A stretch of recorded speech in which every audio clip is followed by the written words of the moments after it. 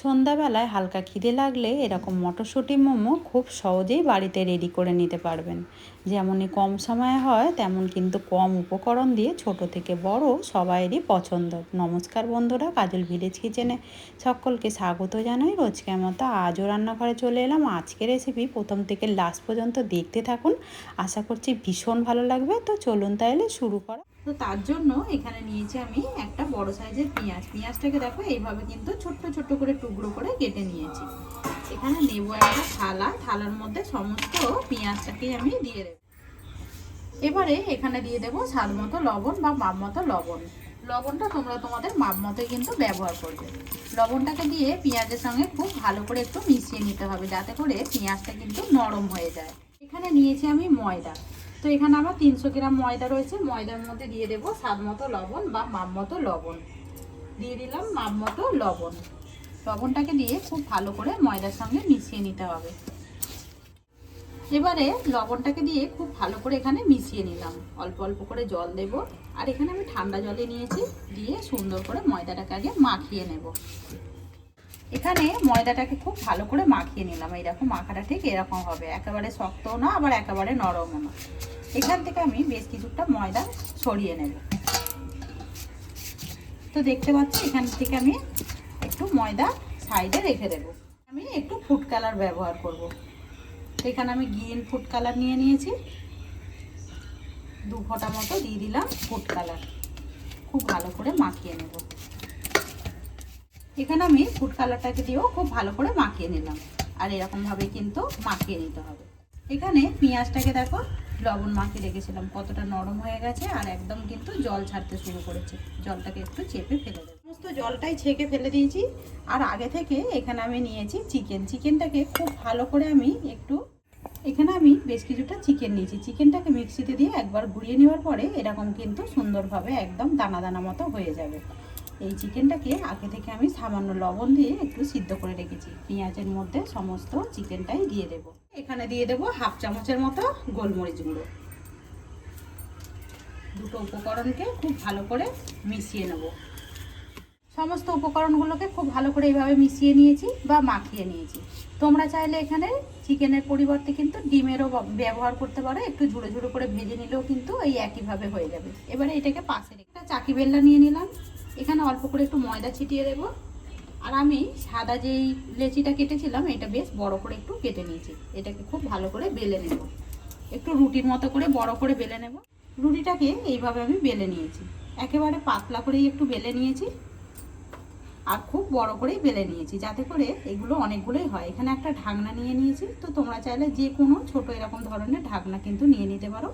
এবারে এইভাবে একটু চাপ দিলেই দেখবে ছোট ছোট একটা এইভাবে কিন্তু কাটা হয়ে যাবে। আর এতে করে কিন্তু বেশ অনেকগুলোই হয়ে যায়। একটা একটা করে বেলতে গেলে এতে করে অনেক রকম সমস্যা থাকে, তাই জন্য এইভাবে আমি কেটে নিলাম। এইগুলোকে আমি তুলে নেব। আর এই দেখো কত সহজে কিন্তু এগুলো উঠে যায়। এবারে এখানে আমি যেই সবুজ কালার বা গ্রিন কালারটা দিয়েছিলাম ওইটাকে আমি দিয়ে দিয়েছি। এবারে অল্প একটু ময়দা ছিটিয়ে নেব আর এইটাকে ঠিক এইভাবে বেলে নেব। এইভাবে সুন্দর করে দেখো একটু লম্বা আকারের করে বেলে নিয়েছি। এটাকে সাইডে রেখে দেব।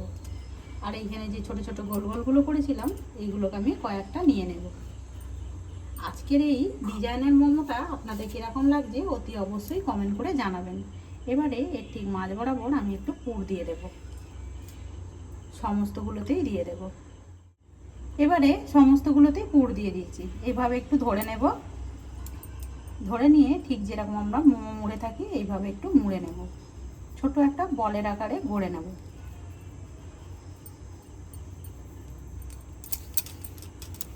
এখানে কিন্তু সুন্দর একটা বলের মতো হয়ে গেছে।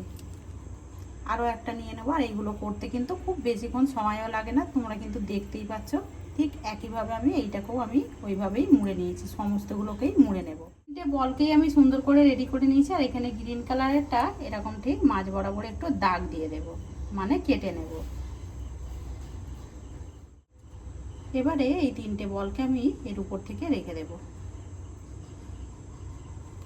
এটাকে নিয়ে এসে এইভাবে সুন্দর করে মুড়ে দেব।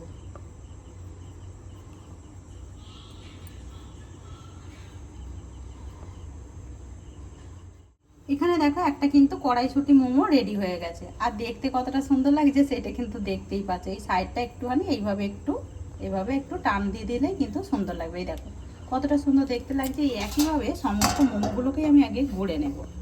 আর এখানে দেখতে পাচ্ছ সমস্তগুলোকেই আমি বেশ কয়েকটা গড়ে নিয়েছি। কতটা সুন্দর দেখতে লাগছে দেখো, একদম কড়াইশুঁটির মতো দেখতে লাগছে, মানে মটরশুঁটি যেরকম হয় ঠিক কাঁচা সেরকমই দেখতে লাগছে। অপরদিকে জল গরম হতে আমি বসিয়ে দিয়েছিলাম, বেশ ভালোভাবে কিন্তু জলটা ফুটে উঠেছে দেখো। এবারে এর মধ্যে দিয়ে দেবো আমি একটা স্ট্যান্ড, এইভাবে আমি বসিয়ে দেব। এখানে নিয়েছি একটা ঝাঁঝরি, এই ঝাঁঝরিটাও আমি এখানে বসিয়ে দেব। এবারে সমস্ত মোমোগুলোকেই আমি ঠিক একে একে এইভাবে সাজিয়ে দেব। আর একবার যদি এইভাবে মোমো করা যায়, ছোট থেকে বড় সবাইরই কিন্তু বেশ পছন্দের হবে। একদম একটু নতুন মতন দেখতে, খেতেও কিন্তু বেশ দারুণ লাগবে। সুন্দর করে আমি কয়েকটা মোমো দেখো এখানে সুন্দর করে এইভাবে মোমো আমি রেডি করেছিলাম, বসিয়ে দিয়েছি। এবারে এইটাকে আমি ঢাকা চাপা দিয়ে 10 মিনিটের জন্য রান্না করে নেব। 10 মিনিট পর ফিরে এলাম। আগে দেখো মোমোগুলো কতটা সুন্দর দেখতে লাগছে দেখো, দেখতে যেরকম মিষ্টি লাগছে তেমন কিন্তু খেতে বেশ দারুণ লাগে। তো মোমোগুলোকেই একে একে তুলে নেব। সমস্ত মোমোগুলোকেই একটা থালার মধ্যে আগে তুলে নেব।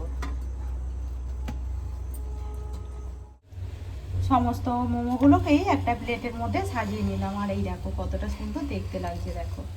আর সঙ্গে রয়েছে ঝাল একটা টমেটো চাটনি, খেতে ভীষণই দারুণ লাগবে। তো আজকের রেসিপি আপনাদের কীরকম লাগলো অতি অবশ্যই কমেন্ট করে জানাবেন। যদি রেসিপিটি ভালো লেগে থাকে একটা লাইক করে দিয়ে এইভাবে আমার পাশে থাকবেন, আমাকে সাপোর্ট করবেন। আমার এরকম নিত্য নতুন রান্নার জন্য পাশে থাকা বেল আইকনটি প্রেস করবেন। সবাই ভালো থাকবেন, সুস্থ থাকবেন, ধন্যবাদ। আবারও কোনো নতুন রেসিপি নিয়ে ফিরে আসবো। আজকের মতো এই পর্যন্ত।